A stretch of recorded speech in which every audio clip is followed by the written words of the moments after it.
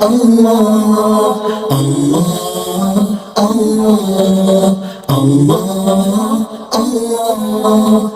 الحمدللہ رب العالمین والصلاة والسلام علی سید المرسلین وعلی آلہ واصحابہ اجمعین، اما بعد رب اشرح لی صدری ویسر لی امری واحلل عقدۃ من لسانی یفقہوا قولی، رب زدنی علما، رب یسر ولا تعسر وتمم بالخیر، اما بعد اعوذ باللہ من الشیطان الرجیم، بسم اللہ الرحمن الرحیم۔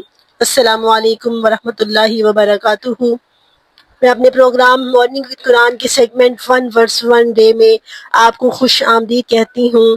ہم نے سلسلہ شروع کر رکھا ہے روز کی ایک آیت کو ڈیٹیل کے ساتھ سمجھنے کا۔ اللہ سے دعا ہے کہ اللہ تعالیٰ ہمیں سمجھ عطا فرمائے اور ساتھ ساتھ ان آیات کو ہمارے دلوں پر اتارے اور ہماری زندگیوں میں ان آیات کے ذریعے تبدیلی لے آئے۔ روز کی ہم ایک آیت سمجھ رہے ہیں۔ آج ہم نے سورۃ بقرہ کی آیت نمبر 219 سمجھنی ہے۔ پچھلی آیت 218 میں ہم نے دیکھا کہ بہت سے لوگ ایسے ہیں جو جہاد اور ہجرت پر عمل نہیں کر پاتے، یعنی اپنی زندگی میں ناچاہی چیزوں کو، اپنی زندگی میں پسندیدہ چیزوں کو وہ نہیں چھوڑ پاتے، وہ نہیں چھوڑنا چاہتے، کیونکہ ظاہر ہے ان کے لیے نفس کی قربانی دینی پڑتی ہے اور بہت سی جانی اور مالی قربانیاں دینی پڑتی ہیں، اور یہ ایک کھٹن امتحان ہوتا ہے۔ بہت سے لوگ اس میں ناکام رہ جاتے ہیں، اور اللہ نے فرمایا کہ اللہ کی رحمت کے مستحق تو وہی ہوتے ہیں جو جہاد کرتے ہیں اور ہجرت کرتے ہیں۔ ہم نے بڑی ڈیٹیل سے دیکھا کہ جہاد اور ہجرت کا کیا مطلب ہے۔ اب انہی میں سے ایک قسم کے لوگوں کی اللہ تعالیٰ یہاں پر مثال دے رہا ہے آیت نمبر 219 میں، کہ وہ لوگ جو اپنی پسندیدہ چیزوں کو نہیں چھوڑنا چاہتے، جو اپنے نفس کی قربانی نہیں دیتے، جو اپنا تزکیہ نفس نہیں کرتے، ان میں سے ایک قسم کے لوگ وہ ہیں جو شراب اور جوے کے عادی ہوتے ہیں۔ یعنی کوئی بھی سوسائٹی اس قسم کے لوگوں کو پسند نہیں کرتی۔ کسی بھی ایسی چیز کا عادی ہو جانا جو انسان کے اس کو اپنے ہوش و حواس میں نہ رہنے دے، ایسے افراد کو کوئی سوسائٹی پسند نہیں کرتی، اور ایسے افراد سوسائٹی کے لیے کوئی فائدہ مند افراد نہیں ہوتے۔ تو اسلامک سوسائٹی بھی ایسے افراد کو پسند نہیں کرتی، کیونکہ اسلام مسلمانوں کو ایک عظیم مقصد حیات دیتا ہے۔ مسلمان وہ جماعت ہے، اور رسول اللہ صلی اللہ علیہ وسلم کے صحابہ اکرام کی جو جماعت تیار ہو رہی تھی، یہ وہ جماعت تھی جنہوں نے آنے والے وقت میں تاریخ کا دھارا بدلنا تھا، جنہوں نے روم اور ایران جیسی سپر پاوروں کو نہ صرف شکست دینی تھی بلکہ اپنے عظیم الشان کردار کے ذریعے لوگوں کو دائرہ اسلام میں آنے کے لیے اپنے کردار سے متاثر بھی کرنا تھا۔ تو اللہ تعالیٰ نے صاف الفاظ میں 3 احکامات ہم دیکھیں گے جو خمر اور میسر یعنی جوے اور شراب کے متعلق نازل ہوئے ہیں، اور پھر شراب اور جوے کو رہتی دنیا تک تا قیامت اللہ تعالیٰ نے حرام قرار دیا ہے۔ ایون کہ نہ صرف یہ کہ شراب اور جوے کے عادی، بلکہ اس کا کام کرنے والے اور اس کے ذرائع باہم پہنچانے والے، اور اس میں کسی بھی قسم کی جو ہے وہ ان دونوں چیزوں میں بینیفیشری بننے والے کسی طرح کی بھی قسم کے لوگ جو ہیں جو بینیفٹ دیتے ہیں ان دونوں کاموں کو، تو وہ سب حرام میں آتا ہے۔ تا قیامت یہ چیزیں اللہ تعالیٰ نے حرام قرار دی ہیں، لیکن بڑے ہی گریجولی طریقے سے، بتدریج، ایک دفعہ نہیں۔ ہم دیکھیں گے قرآن پاک میں آپ کو وہ آیات بھی بتاتی ہوں جن میں شراب اور جوے کا تدریج سے حکم ہوا ہے، سورۃ بقرہ میں، سورۃ آل عمران میں، اور پھر سورۃ نور میں۔ سورۃ نور کے اندر ہمیں اس کے احکامات ملتے ہیں۔ تو آئیے دیکھتے ہیں آیت کا ترجمہ اور پھر اس کی تفسیر کو سمجھتے ہیں۔ اعوذ باللہ من الشیطان الرجیم، بسم اللہ الرحمن الرحیم۔ یسألونک عن الخمر والمیسر قل فیہما اسم کبیر ومنافع للناس۔ یسألونک، آپ سے سوال کرتے ہیں۔ یہ بھی صحابہ اکرام کے سوالات میں سے ایک سوال ہے۔ سألہ یسألو سے یسألون کا 2-3 مرتبہ یہ لفظ استعمال ہو چکا ہے، ابھی تک ہم پڑھ چکے ہیں سورۃ بقرہ کے اندر ہی تقریباً 3 سے 4 مرتبہ، تو ہمیں اس کا ترجمہ تو یاد ہو جانا چاہیے۔ یسألون کا وہ آپ سے پوچھتے ہیں، آپ سے سوال کرتے ہیں، عن الخمر شراب کے متعلق، والمیسر اور جوے کے متعلق۔ قل اے نبی فرما دیجئے فیہما ان دونوں میں اسم گناہ کبیر بہت بڑا ہے ومنافع للناس اور لوگوں کے لیے نفع ہے واسمہما اور ان کا گناہ اکبر بڑا ہے من نفعہما ان کے فائدے سے ان کا گناہ کہیں بڑا ہے وَيَسْأَلُونَكَ اور وہ آپ سے سوال کرتے ہیں ماذا ينفقون کیا کچھ خرچ کرے قل العفو آپ ان سے فرما دیجئے جو کچھ بھی بچ جائے کذالک ایسے ہی یبین اللہ لکم اللہ بیان کرتا ہے تمہارے لیے الآیات اپنی نشانیاں لعلکم تتفکرون شاید کہ تم غور و فکر کرنے لگو۔ اس آیت کو ہم ٹائٹل دے سکتے ہیں کہ تھوڑے فائدے کے لیے بڑا نقصان نہ کرو، کسی تھوڑے فائدے کو حاصل کرنے کے لیے بڑا زیادہ گناہ نہ کماؤ۔ یہاں پہ قطعی حکم نہیں آیا، وہ ہمیں آگے ملے گا۔ یہاں پر اللہ تعالیٰ نے صرف اس کا نقصان بتایا ہے کہ ہوتا یوں تھا کہ عرب کی سوسائٹی جو ہے نا یہ شراب کی رسیاں تھیں، یہ شراب بڑے فخر سے پیا کرتے تھے، ہر گھر کے اندر شراب کے مٹکے پڑے ہوتے تھے۔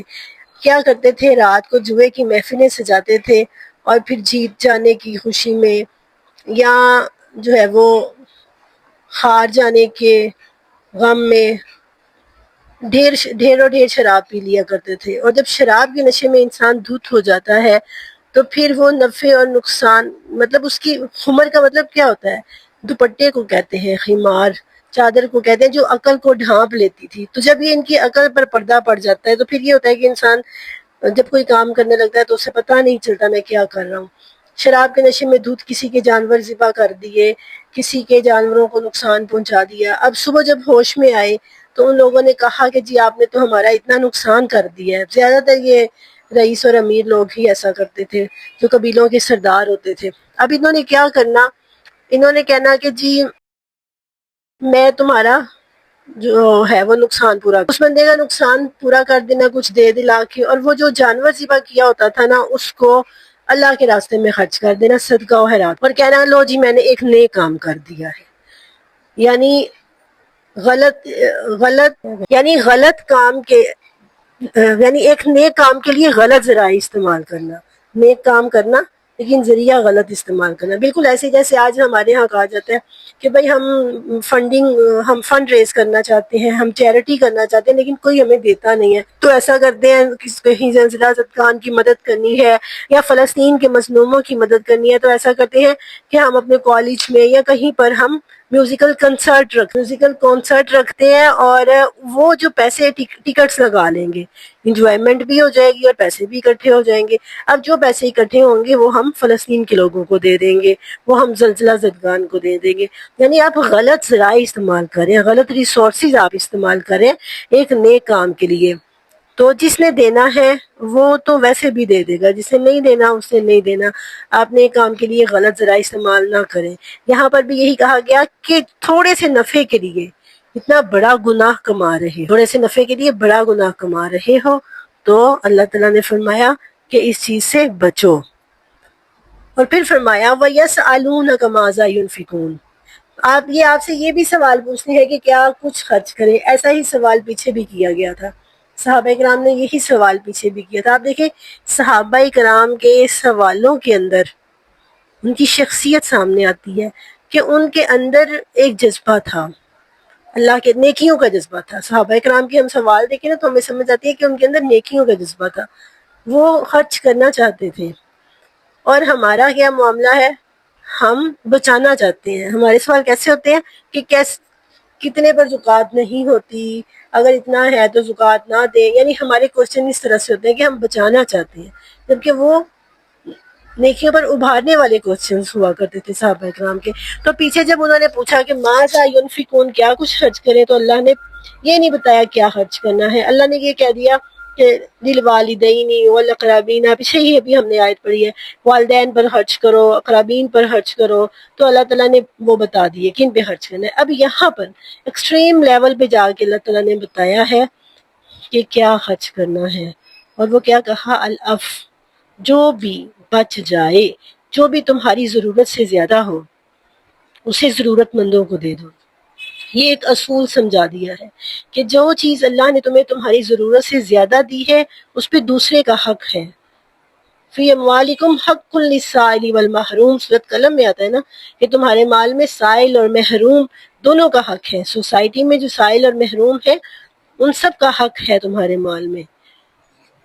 تو اسی لیے اللہ تعالیٰ نے یہاں پر ایک اصول سمجھا دیا کہ قل العفو، جو بھی بچ جائے وہ سارے کا سارا اللہ کے راستے میں دے دو۔ ضرورتیں جب پوری ہوتی ہیں تو پھر تو بچ جاتا ہے، لیکن جب ہم خواہشوں میں پڑ جاتے ہیں، ہم لگژریز میں پڑ جاتے ہیں، وہ تو کبھی پوری نہیں ہوتی۔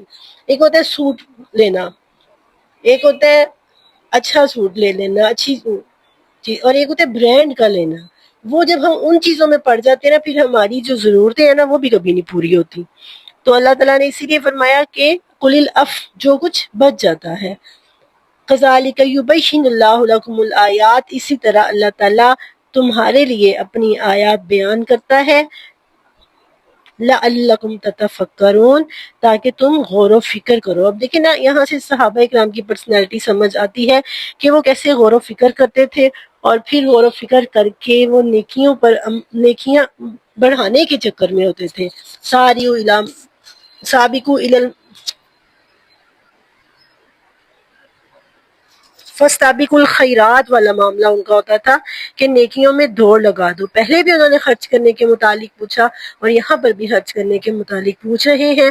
اور ایک بڑا حکم یہاں پر ہے کہ اللہ تعالیٰ نے شراب اور جوا قیامت تک کے لیے حرام قرار دیا ہے، اور یہاں پر یہ پہلا حکم ہے، اس میں صرف اس کا نقصان بتایا گیا ہے۔ تو ایک اصول ہمیں یہاں پر یہ سمجھایا اللہ رب العزت نے کہ تھوڑے سے فائدے کے لیے بڑا گناہ نہیں کمانا۔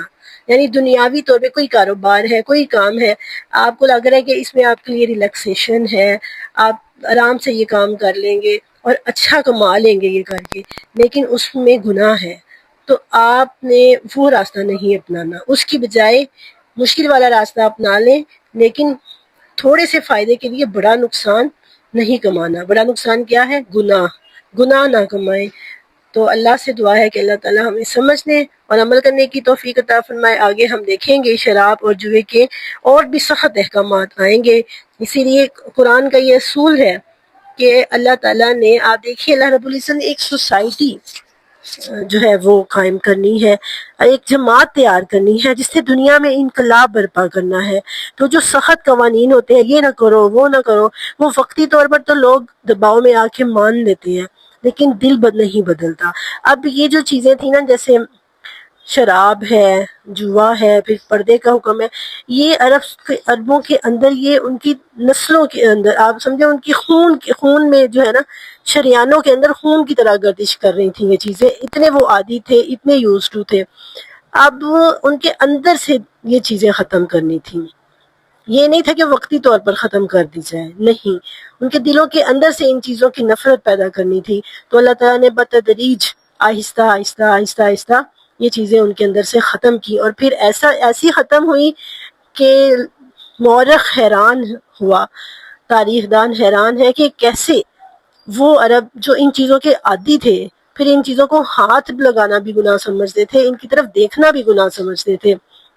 تو قرآن کا یہ ایک اسلوب ہے، قرآن کا یہ ایک طریقہ کار ہے اسلام کا، کہ کسی بھی حکم کو نافذ، حکم مطلب آرڈر دینے کی بجائے اس کو آہستہ آہستہ نافذ کیا جاتا ہے تاکہ وہ دلوں پر اترے۔ اللہ سے دعا ہے کہ وہ ہمیں عمل کرنے کی توفیق عطا فرمائے، آمین۔ وآخر دعوانا الحمدللہ۔